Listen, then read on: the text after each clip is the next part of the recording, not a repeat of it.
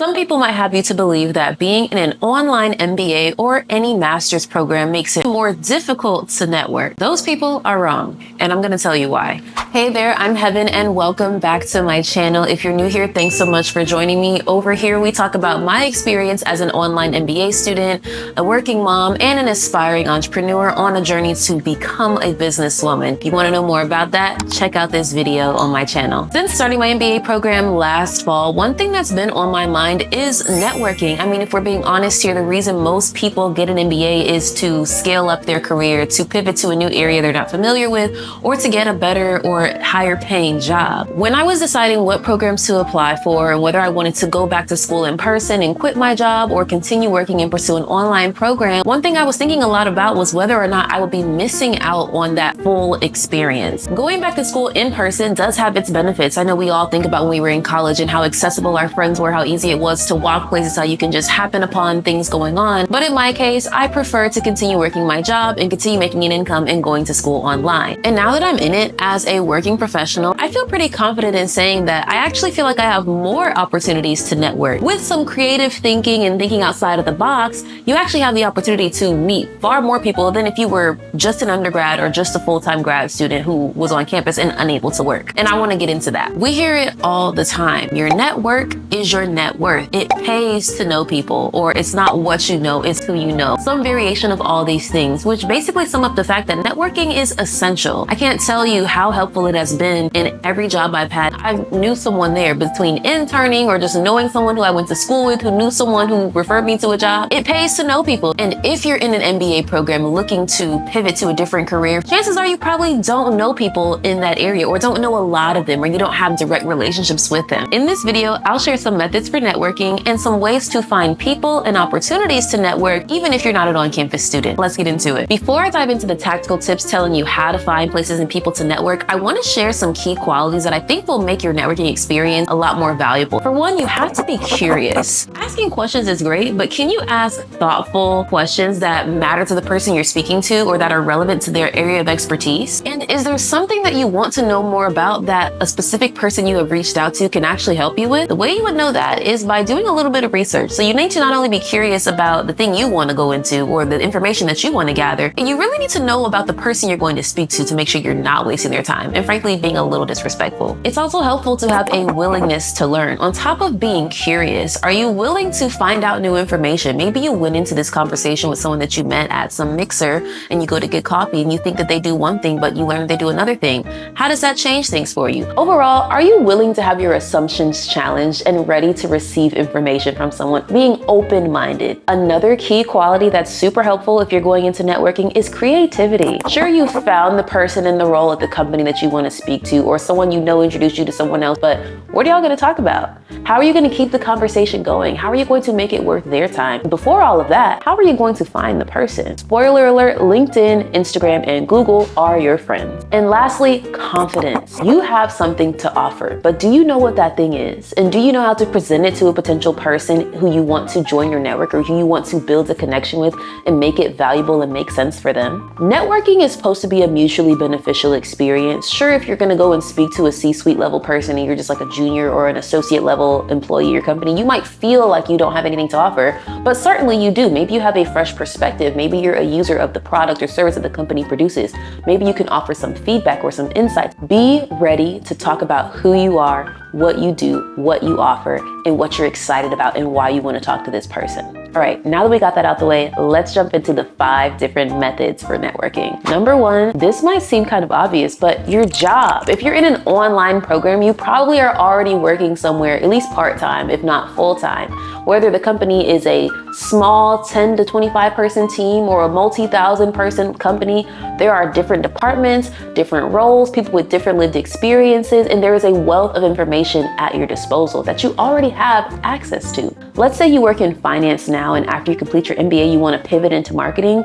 Maybe today you want to start thinking about, is there an opportunity for me to work on specific finance projects that crossover with marketing, or are there cross-functional finance and marketing teams that I can start attending? Will my manager or supervisor permit me to start using my lunch hours to go and shadow the marketing team, or go support on a project, or gain more experience or knowledge in that area? This is where that creativity comes into play. Thinking about how can I take what I have now and what's accessible to me and continue to work toward the company mission, but also to achieve my personal goal. And if you're in a company with hundreds, even thousands of people, and you're wondering, how am I going to find the person who's in XYZ role that I want to do, but I know nothing about this thing? That's where LinkedIn, company directories, reading your company's newsroom or blog posts talking about new releases and launches, or even talking to your manager and your team will come into play. Even if your job isn't in your desired industry, you're not in your desired position, and you're not at your desired earning level, there is still opportunity to connect with your colleagues. And networking isn't just about networking up. You also want to network laterally. Chances are the people that you are on the same level as will be managers in the foreseeable future and can present you opportunities, or the reverse. So you want to be trying to make connections with as many people as possible. And if that's not feasible, just of course make sure you're kind to everyone, because you never know where people are going to end up. Method number 2, tap into your college's alumni network. As y'all know, I went to the University of Florida for undergrad, and I'm also back at UF again online for this MBA program. So the University of Florida is a massive university, so this may not be the case for everyone, but there are alumni groups everywhere.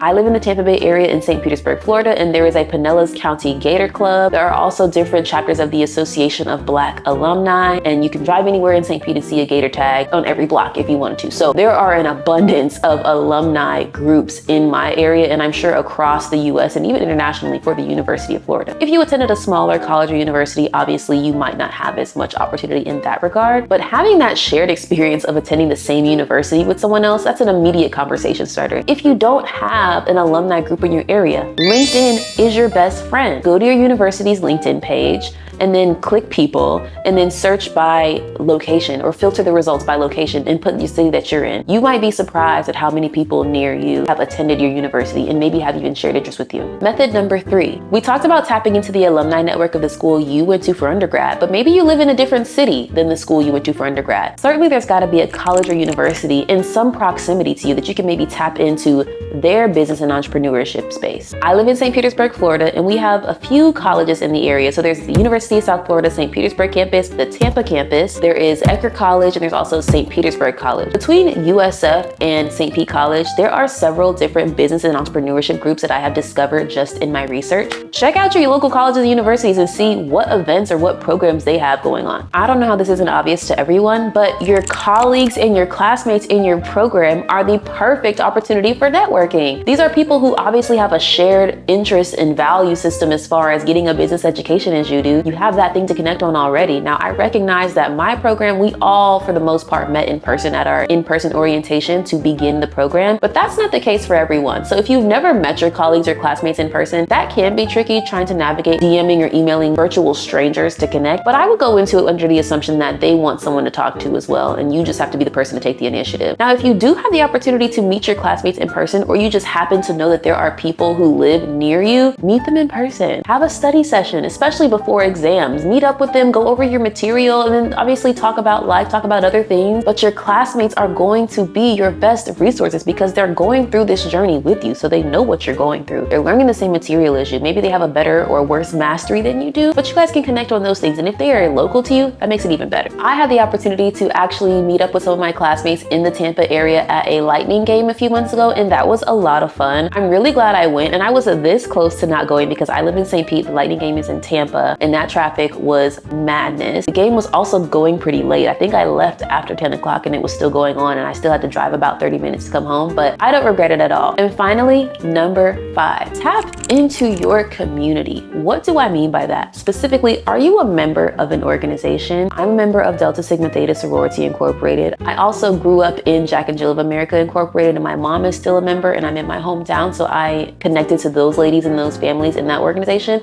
Are you maybe a member of the Lynx or Junior League? Do you volunteer? Are you a member of your local chamber? Is there a business development community, nonprofit, or group? Think about the organizations that are cropping up in your community, or maybe that you were a part of when you were younger, or that you volunteered with. Those are prime opportunities for networking, because if you were previously involved, those folks who are still engaged with those organizations likely are invested in your success. So they probably want to help you in all the ways that they can. But again, remember the nature of your relationship. Don't go into networking trying to get a job. The best time to network is before you need something. Just go out and be open to having conversations, talking about your interests, getting to understand what other people's interests are, and seeing where there's alignment and synergy. When you're a member of organizations, you're likely going to go to regularly scheduled meetings, events, or service activities, a lot of times that are partnered with other community organizations. Make sure you're getting out there, and make sure you have a card or some sort of little thing with your information on it to pass along to people, or some digital virtual airdrop card that you could do. I know those things exist now. Another benefit of being a part of organizations is conferences. I love to travel. I'm always trying to get out of town. So anytime I can get out of town or go somewhere else or see a new place or go somewhere different, I'm all about that. That's why organizations can play a big part, because a lot of times they are expansive. They are regional, national, and international, and you never know how you're going to cross paths with other people. As a bonus, I want to talk a little bit more about tapping into your local business community. Apart from just joining organizations that have regional, national, and international memberships, what is your local area's business ecosystem like? I live in St. Pete, so I'm aware of the Chamber of Commerce. There is a young professionals organization. There's also the Pinellas County Urban League that has a young professionals group. There are also other different groups like Working Women of Tampa Bay, a Boss Babes meetup group. There's different entrepreneurship groups, and those are just a few off the top of my head. So needless to say, there are certainly people already out there organizing and getting people together around this shared interest of business. Whether you're interested in entrepreneurship or not, I always find it's best to talk to people who are already doing the business thing. Maybe they have opportunities to hire. Maybe they need some consultant. Maybe they know a guy who knows a guy who knows a guy who is looking to hire in Texas, and you live in California and you want to make the move. Get in the room. If you watched the video and to this point, thank you so much for hanging out with me. But in case you skipped to the end, here's the TLDR. You need to get outside. There are no opportunities in your house. There is nothing in here for me besides my bed and my food, and well, there's actually quite a lot of things in here for me, but that's not the point. I know they told you opportunity is gonna come knocking. I don't think that's true. I think you need to get up and get outside of your house. Open that door and step outside of it. Go out and get it. If you found this video helpful, leave me a comment down below letting me know which method of networking you're going to try first to get out and start connecting with new people. Thanks so much for watching, and I'll see you next time.